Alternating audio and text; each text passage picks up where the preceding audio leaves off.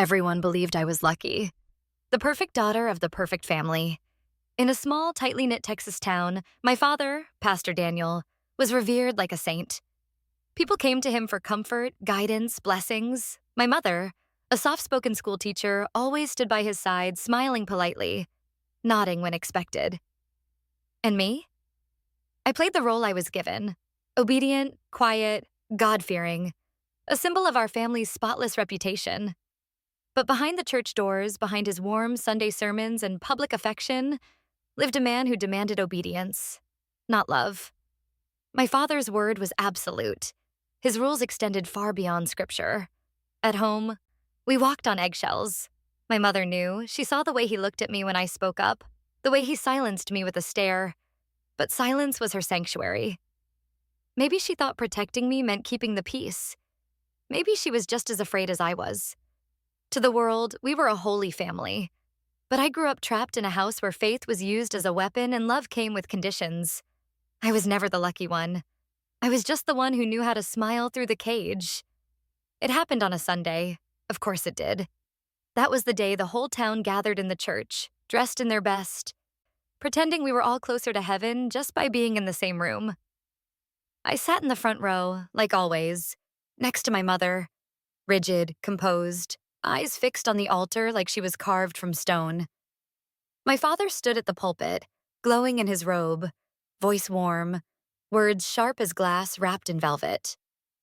That day, he wasn't preaching a sermon. It was a special announcement, he said, something about setting an example for our youth. I didn't know I was the example, at least not until he turned toward me and said my name. There was a pause, soft murmurs, heads tilting in curiosity. Emily has chosen a path that strays from God, he said.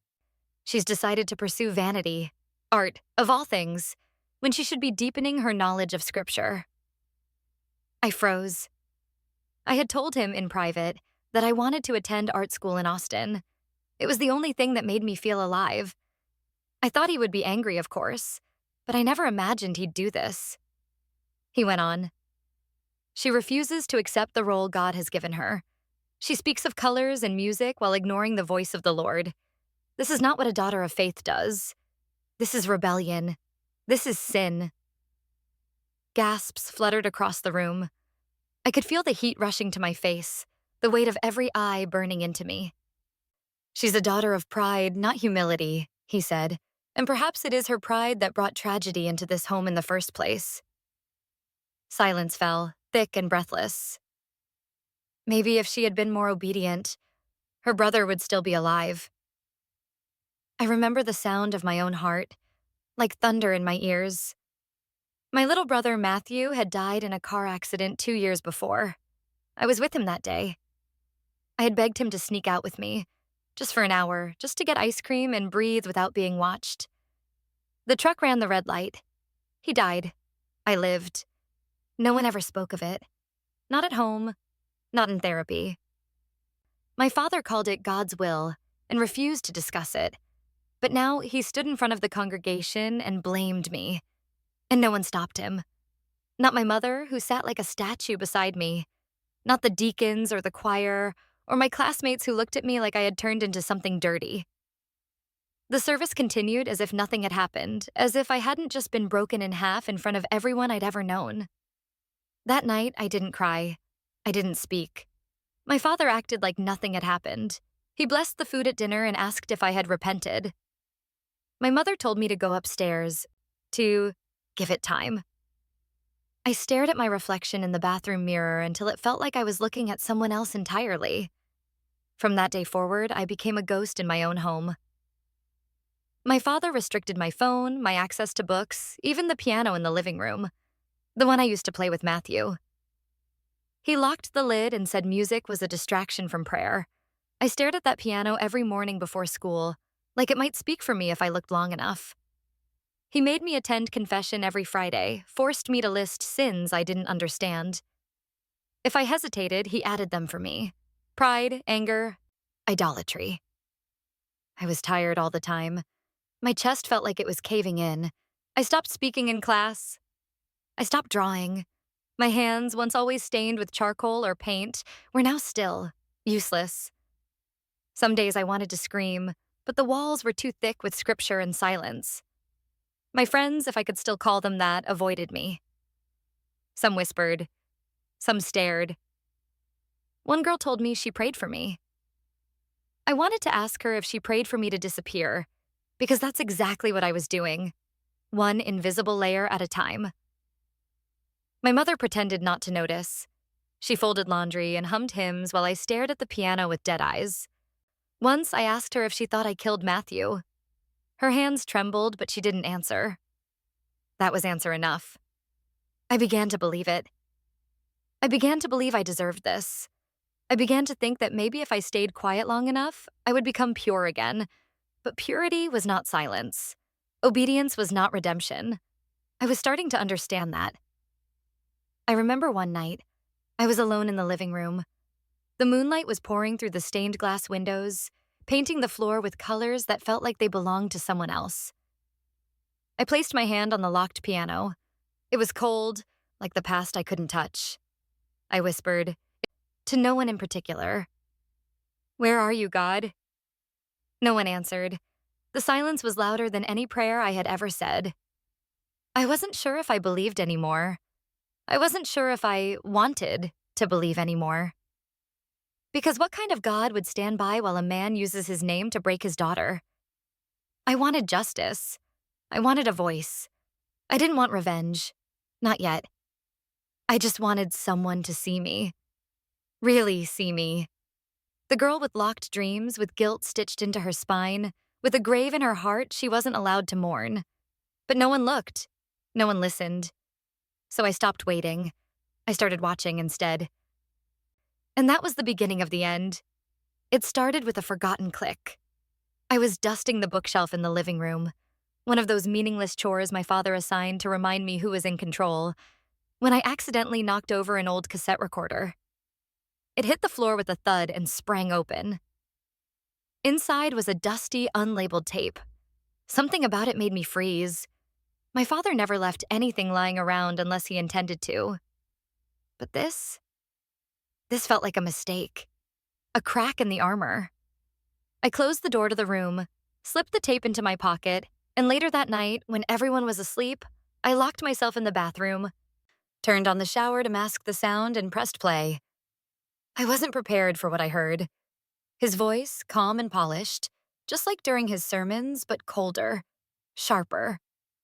"She's unstable," he said, "prone to fits, delusions. That's why I've had to be firm with her. It's for her own salvation." The other voice, Mr. Lambert, a deacon from the church council, asked if he should be worried. My father laughed. No, she's controllable. She just needs direction. If the time comes, I'll make sure her word carries no weight. Believe me. I replayed it 5 times. Each time, a different part of me broke. It wasn't just the lies he told others. It was the precision, the planning. He had been preparing for the possibility that I might one day speak out. He was planting seeds of doubt ahead of time, so no one would believe me when I did. But now I had something real. That night, I didn't sleep. For the first time in years, I didn't cry either. My body hummed with a stillness I couldn't explain. It wasn't peace. It was something colder. Clearer. Resolve. In the weeks that followed, I became someone new. Or maybe I became who I always was, before the silence, before the shame. I smiled at breakfast. I nodded when he spoke. I pretended to pray. All the while I listened. I learned. I placed my phone near him when he was on calls, started recording our family talks, where he reminded me that my thoughts were sinful and my future belonged to God, not to me. I dug through his old devices, accessed his email account, and saved every threatening message he had ever sent to my mother. I found one where he blamed her for raising a harlot, another where he said he wished Matthew had lived instead of me. Piece by piece, I built my case. I contacted Ms. Carter, my middle school art teacher, the only adult who ever looked me in the eye like I mattered. I asked her if she remembered the time my father pulled me out of class for painting a portrait of a woman with her mouth sewn shut. She did. She had never forgotten. She told me she always knew something was wrong. I asked if she would speak for me, if it ever came to that. She said yes. Then I reached out to Josh. He had been my best friend once, until his parents made him stop seeing me after my father corrected him for skipping youth group. Josh had moved away, but when I messaged him, he replied within minutes. "I'm so sorry," he wrote. "I was afraid, but I remember what he did. I'll help." Everything was falling into place, and all that was left was the stage. My father's 30th anniversary as head pastor was coming up. It was to be a grand celebration, a full church service followed by speeches, a luncheon, even a news segment by the local Christian radio station. The whole town would be there. People from other counties, reporters, camera crews, the perfect audience. I told the event coordinator I wanted to give a tribute speech, a surprise for my father. She was thrilled. I smiled politely. I thanked her. The night before the ceremony, I pulled out the white dress he made me wear every Easter. I hadn't touched it in years. It felt like a shroud, but I ironed it and laid it out carefully. Not because I respected it, but because I knew it would make a statement. I wanted to walk into that church like a ghost they all thought they had buried. The morning of the event, I stood in front of the mirror and braided my hair. My hands didn't shake, my heart didn't race. I was calm. Unnaturally so. Not numb, just ready. The church was overflowing. Floral arrangements spilled over the pews. Children waved handmade signs. People were crying before the service even began. They loved him so much. I waited. He gave his sermon, basking in the adoration, tears in his eyes. My mother sat beside him, eyes glazed, fingers folded so tightly her knuckles turned white. When it was my turn to speak, I stepped up to the pulpit. The crowd clapped. My father looked proud, smug even. He didn't know what was coming. I took the mic, cleared my throat. "I wrote something," I said, voice steady. "But I think it's better if you hear this instead." I took out my phone, turned on the recording, the one where he told the deacon I was delusional. And then another, where he called me a disgrace, a curse. Then one more from last week, where he threatened my mother behind closed doors. "If you leave, I'll ruin you. I am this church." Gasps, whispers, chairs creaking. A woman sobbed. I looked at him. His face had drained of color. He opened his mouth, but no sound came. I spoke again. "I'm not doing this to shame him," I said. "I'm doing this so I can live. So maybe others like me can live too. If justice doesn't come from God, then it must come from truth." There was silence, not reverent silence, horrified silence. Then movement. A few people left. A few cried. Some just stared, wide-eyed, unable to reconcile the man they worshipped with the monster they had just heard. A reporter in the back started taking notes.